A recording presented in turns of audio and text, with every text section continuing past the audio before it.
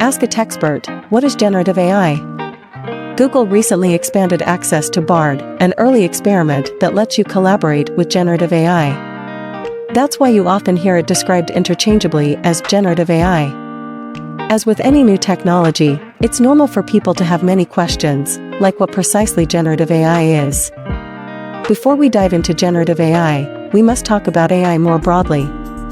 One way, but not the only way, to improve a language model is by giving it more reading, or training it on more data, kind of like how we learn from the materials we study. And we can even build language models to generate other types of outputs, such as new images, audio, and even video, like with Imagen, AudioLM and Phenaki. Companies, including their model, they have a responsibility to think through what these models will be good for and how to make sure this is an evolution rather than a disruption. We've heard you say these giant technical leaps already appear in small, helpful ways. Thanks for watching.